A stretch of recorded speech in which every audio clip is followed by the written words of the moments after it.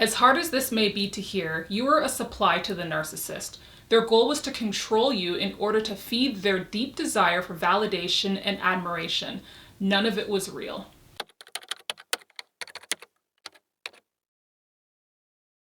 Hey community, welcome to my channel, or welcome back to my channel. If you're new, don't forget to like and subscribe. It will definitely help my channel grow significantly. And thank you to all of my new subscribers. Your engagement and feedback is amazing. My name is Janelle, and I'm a mental health therapist who discusses everything trauma and mental health related. And today I want to focus on surviving a narcissistic partner. We often hear the term narcissism thrown around in pop culture. You may find yourself attempting to diagnose a friend or even your own partner because you watched a movie or a television show that discussed narcissism. Or you went down the TikTok or Instagram rabbit hole of information. Yes, someone can have traits of narcissism, but it doesn't mean they have narcissistic personality disorder.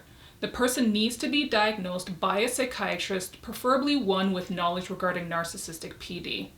Because the term has been so watered down, we forget that this is a very serious and toxic personality disorder. There are many people who are in a relationship with a narcissist right now who are struggling. We want to be mindful not to use this term lightly and take it out of context. Narcissistic PD, according to the Diagnostic and Statistical Manual of Mental Disorders, 5th edition, also known as the DSM-5, is a pattern of grandiosity, need for admiration, and a lack of empathy which begins by early adulthood and presents in a variety of contexts as indicated by 5 or more of the following. Number 1, has a grandiose sense of self-importance, such as exaggerating their achievements and talents, and expects to be recognized as superior without the achievement to actually back it up. Number 2, the person is preoccupied with fantasies of unlimited success, power, brilliance, beauty, or ideal love. Number 3, the person believes that he or she is special and unique and can only be understood or associated with special or high status people or institutions. Number 4, the person requires excessive admiration. And number 5, the person has a sense of entitlement, unreasonable expectations, or favorable treatment, or automatic compliance with his or her expectations. Number 6, they are interpersonally exploitive, takes advantage of others to achieve his or her own needs. Number 7, the person lacks empathy, is unwilling to recognize or identify with the feelings and needs of others. Number 8, the person is often envious of others or believes that others are envious of them. Number 9, the person shows arrogant, hoity behaviors and attitudes. Sometimes we blame ourselves for getting involved with a narcissist. We tell ourselves, I should have known better. I'm smarter than this. How could I be so naive? I'm so ashamed to tell anyone what happened. Narcissist wants to keep you confused, isolated, and defeated. Although it was very real for you, you fell in love with someone who wasn't real. They wore a mask to trap you. You never went out intentionally seeking someone who wanted to control and destroy you. As hard as this may be to hear, you were a supply to the narcissist. Their goal was to control you in order to feed their deep desires for validation and admiration. None of it was real.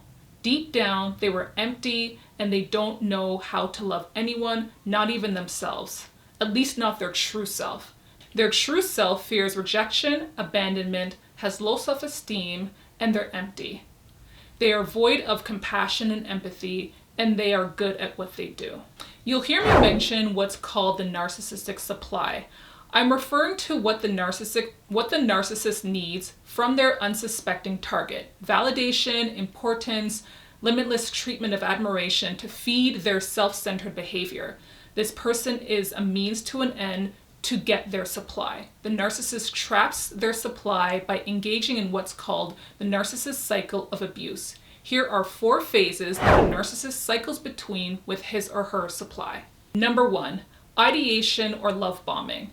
This is the honeymoon phase times 100. The narcissist will call you and text you every day. You're showered with attention, praise, admiration, and gifts. They go out of their way to run errands for you, and they complete various tasks for you. They may mention that their last partner was crazy and they didn't treat them well.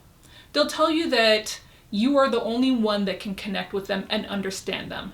They mirror your hobbies and interests. Everything you enjoy, they also enjoy. They take a deep interest in you, and you finally feel seen and heard. The narcissist slowly starts to isolate you from your friends and family. I'm the only one who knows how to love you. Your family doesn't seem to like us together. Maybe they're jealous of you. It's not my business, but I think your friends are jealous of our relationship. I don't want to come between your friendship, so maybe you shouldn't tell them about us. I don't want them to judge you or me. So whatever happens between us, let's just keep it between us. The narcissist may gaze into your eyes and tell you how special you are and how much they love you. This is an important phase for the narcissist cycle of abuse because this is how they win your trust. This is how they keep you stuck in a cycle of self-doubt, confusion, and abuse. The second cycle of abuse is the devaluation phase. This is where their true nature starts to show. They begin to criticize you and degrade you. They use what you've told them against you. They want to hurt you and belittle you. The narcissist withdraws emotionally. They stonewall you for days or weeks. During this phase, you wonder what went wrong. You are left feeling confused. You walk on eggshells. And when you ask them what went wrong, they blame you. They may tell you that you're being so dramatic, you're so sensitive. They never take accountability for hurting you. As they pull away, you lean in because you're attempting to fix the issue. Eventually, you may start to accept that the relationship won't work and you pull away. However, the narcissist has other plans. They recognize that you are withdrawing from the relationship and that triggers a deep fear. In order to keep their supply, they move into phase 3, hoovering. During this stage, the narcissist cycles back to the phase 1. However, you'll notice that it's not the same. They don't put the same energy and effort into making you feel special. You notice that they're cold and unempathetic. However, they are no longer belittling you, and they're back to love bombing you, but on a smaller scale. When you question their previous behaviors, they manipulate you by telling you that you got them angry. And I warned you not to get me angry. They'll say something along the lines of, if you don't do it again, things will go back to normal. You start to question yourself, well, maybe it was my fault. I can be a little naggy at times. You tell yourself that perhaps you are being sensitive. The narcissist is manipulating you by playing on your emotions. You decide to stay and give them another chance. After all, they're treating you better now. You find yourself wanting to keep them happy in hopes of receiving their validation and approval. However, the more you give, the less you receive in return. Next, we have the discard phase. This is a phase where the narcissist is done with you. They want to destroy you and whatever is left of your self-worth and self-esteem. They humiliate you and leave you feeling shattered. They may exhibit physical aggression. They quickly move on with another unfortunate soul. They spread rumors about you by telling other people in his or her circle that you're crazy and you are the abuser. They want to maintain control and manage their image. However, if you left the narcissist, they may cycle back to phase 3 of hoovering. They may reach out to your family, to your friends. They may call you and text you all the time, and they may even stalk you. This is all to exhibit control and to manipulate you back into their web of deceit. I want to demonstrate what the patterns of abuse look like with Jane. She is a fictitious character I made up. If you remember, I provided an example of Jane in my video on Narcissistic Mother. Jane is a 38-year-old woman who recently met a 42-year-old man, Kevin. They hit it off instantly. He is tall and handsome, and he has a successful career in IT. The day he met Jane, he called her immediately. He phoned her every day and arranged for all of their dates. He took Jane to the fanciest restaurants and held her hand as they crossed the street. Jane was smitten, but she was hesitant at how fast things were moving. Jane confided in her friends. Some of them told her he was moving too fast, but the others told her, go for it. Jane decided to jump in full steam ahead. She fell hard and started to confide her insecurities and secrets to him. He made her feel special and heard. He listened attentively and made her feel safe. He also confided in Jane. He told her about his ex and how abusive she was. He told Jane that his ex wouldn't listen to him and she would put him down. Jane felt empathy for him and wondered how such an amazing man can be treated so harshly. However, a few months into the relationship, Jane started to notice a drastic shift. Kevin was mean, cold, distant, and inattentive. Kevin started to belittle Jane and throw her insecurities back into her face.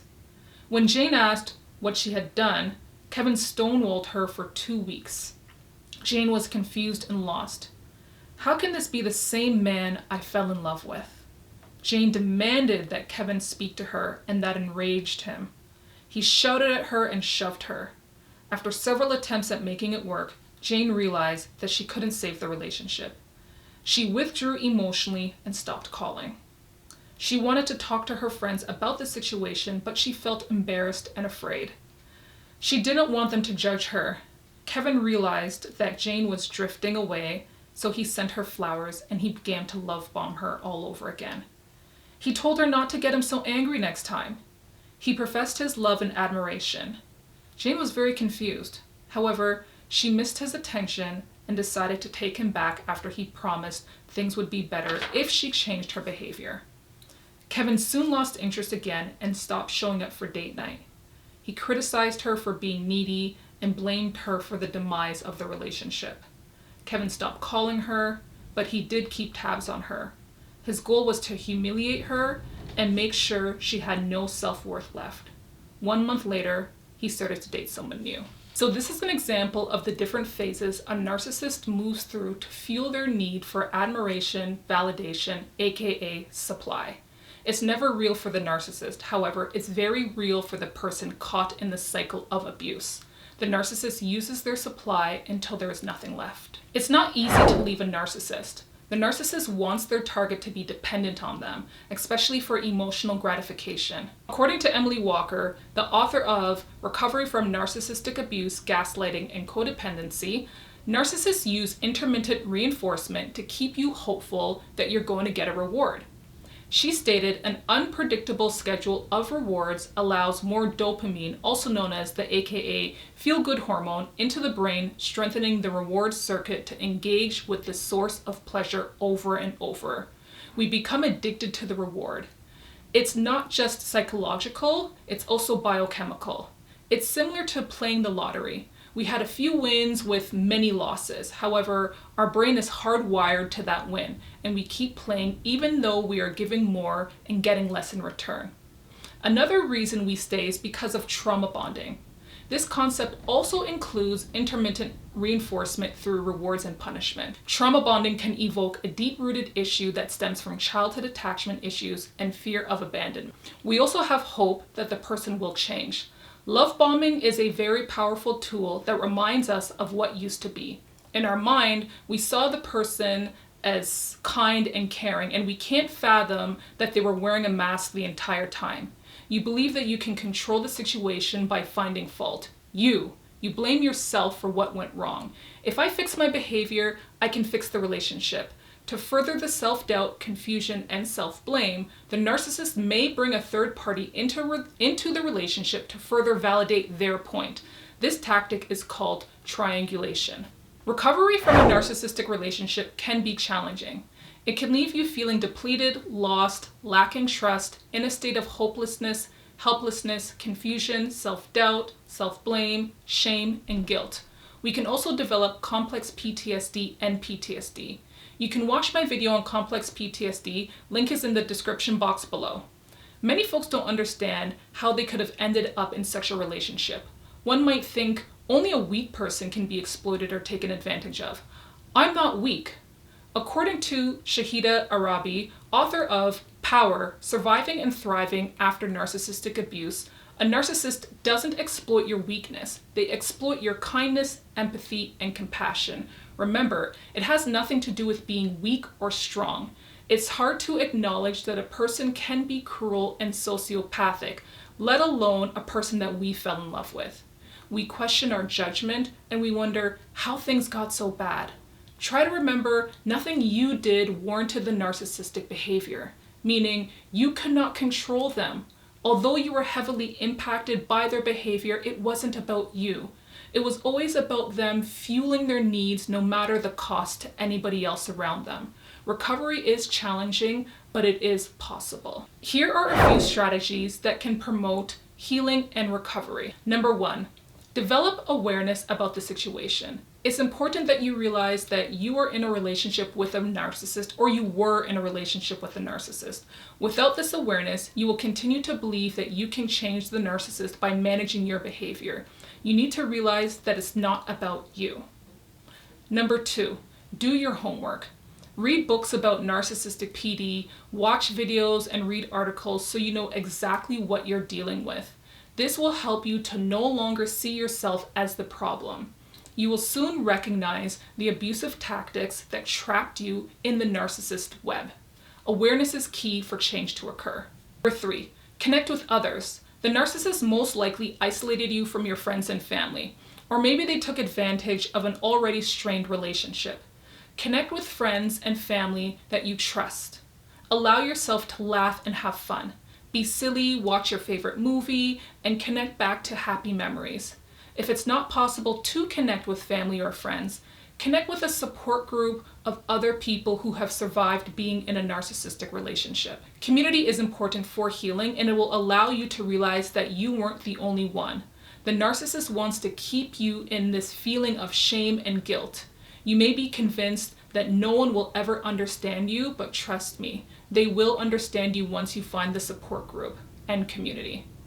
If you completed strategy 1 and 2, you'll understand why isolation is important for the narcissist. They don't want you to be susceptible to your support group telling you to run and never look back. Number 4, connect with a counselor. Connect with a counselor to work on past and present trauma. Things from your past may have contributed to you being vulnerable to a narcissist. Also, work through your current thoughts and feelings about what happened to you. How have you been impacted? This may be a long road for many of you. However, take your time to process your thoughts and emotions. It may take a while to re-establish a healthy identity and sense of self. Number 5, self-care. Get back to taking care of you. Your mind, your body, your soul, your spirit. When you were with the narcissist, it was about feeding their needs while simultaneously neglecting your own. Establish a routine that makes sense for your lifestyle. You can go to the gym, you can take up painting or poetry, you can read books, you can go to church, you can do yoga, you can develop healthy eating, write in a journal, play in the sun. You want to empower yourself by taking back control of your life. Number 6, self-compassion. If you've watched any of my other videos, you know that I always talk about self-compassion. Many of us don't have it for various reasons. Start by working on positive self-talk, affirmations, kindness. For example, you can say something along the lines of, I'm strong, I'm brave, I'm resilient, I'm fierce, I'm loved, I'm lovable, I am determined, and I'm smart. Remember, you may not believe any of these statements right now, especially after what you've been through. It will take time. The point is to be flexible with your thinking and be open to the possibility that these statements are actually true. Read them daily and create a new pattern of thinking in order to minimize the inner critic, aka the narcissist. You can also purchase self-help books, listen to podcasts, and watch YouTube videos. Final strategy, number 7, forgive yourself and stop self-blaming. Although you didn't do anything wrong, we have a hard time letting ourselves off the hook for not knowing. We engage in self-blame and we beat ourselves up because we didn't listen to our gut instinct. We stayed too long in the relationship, we left and then we went back knowing how bad it was. We didn't listen to our family and we didn't listen to our friends. We didn't trust ourselves. With all that being said, I understand why you blame yourself. However, you have to remember that you were dating a malignant person whose goal was to unleash psychological warfare on you for their gain. Come to terms by grieving the loss of what was and what could have been. Ask yourself, why are you having a hard time forgiving yourself? If you do forgive yourself, what does that mean for you? Are you stuck in any particular thought or emotion? Sometimes we don't want to forgive ourselves because it means it's an acknowledgement of weakness, or we want to continue to punish ourselves. Who does this benefit? Review the steps again and work with a counselor. Don't prevent yourself from living the life you deserve. If you made it to the end of this video, thanks for watching. I hope you found this video informative. Check out my previous video on complex PTSD. If the link is not hovering above to my left or right, I'll put the link in the description box below. Leave a comment and let me know your thoughts, and let me know what other videos you would like to see next. Don't forget to like and subscribe and share, as it does help my channel grow. I post every Sunday. Bye for now.